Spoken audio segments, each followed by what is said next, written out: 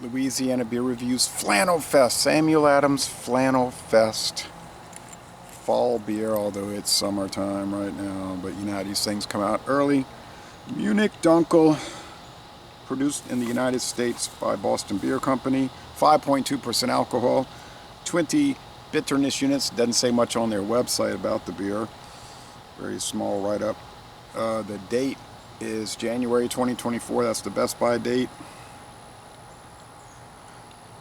Robust notes of bread, toasted bread and caramel balanced by a light floral hop aroma. Will keep you cozy. Well, we won't need that here because it's been running about 90 to 95 every day. All right. Let's check it out. Bottles and cans. I got the bottled 12-pack, $16.99 at Winn-Dixie. They dropped it $1. Saw it on a Sunday and went back on a Thursday and they had dropped it $1. So that was nice. Okay. There are a couple of video reviews for it. Independent craft brewer. Okay. I intend to watch those videos once I finish the all of them in the 12-pack. And this is the last one that I've not tried. I've had Jocko previously, and I've had the Oktoberfest for many years, at least 10 years. So this will round it out, and then I can start watching the videos. It's copper. Has a beige head. It's clear as a bell. It's bubbly.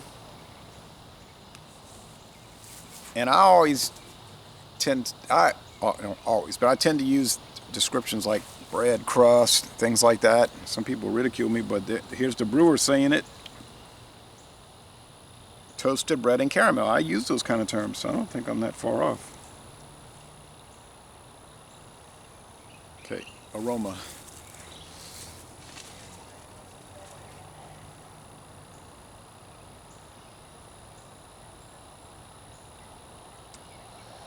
I think that was a big egret. No. A heron. Flying that way. Yeah, it does smell like toasted bread. Not much else. Let's go with the taste. Cheers.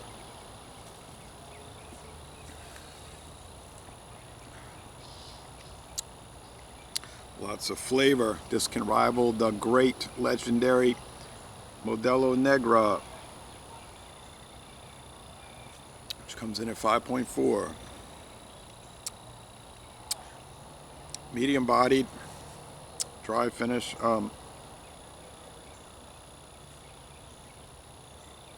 Sweetness, I'll say 2.5 out of 5 sugar cubes. Bitterness, 2 out of 5 hop cones. On the last video, I forgot to talk about that for the hoppy lager.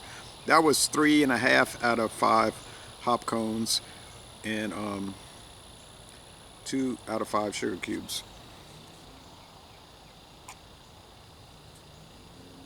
From what I was able to tell. Yeah, prickly carbonation. It's fresh. Fresh beer is best.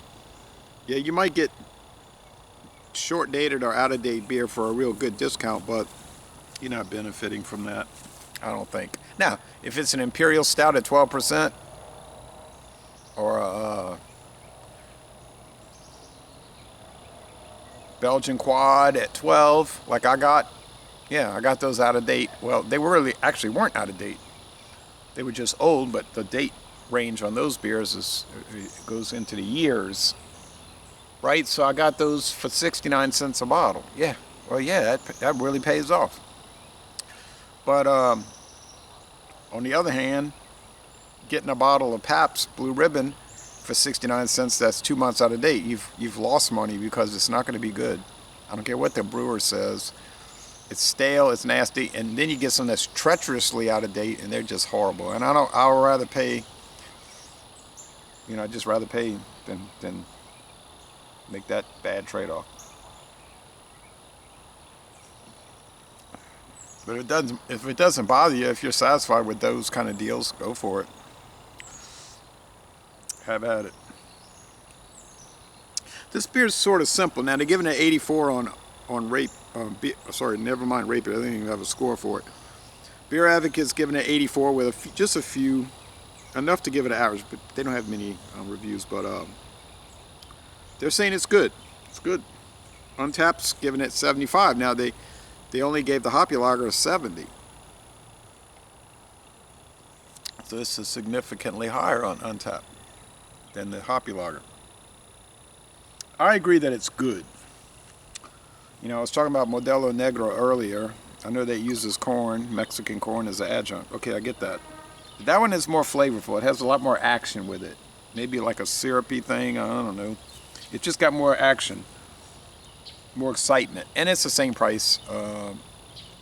You can find it $16.99 a 12-pack. Yeah, I preferred a few years ago when it was $14.50 a 12-pack. But anyway, but this is good. A little on the bland side, but nothing to complain about, I don't suppose.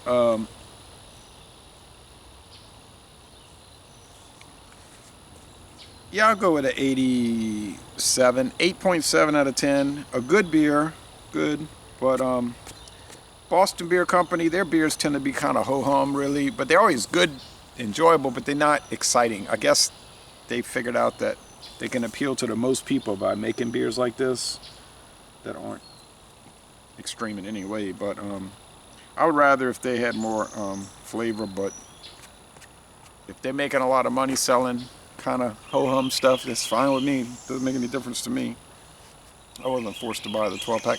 Jocko is going to be similar to the other two, and the Oktoberfest probably be the champion of the 12-pack. I think that's probably the best of those four.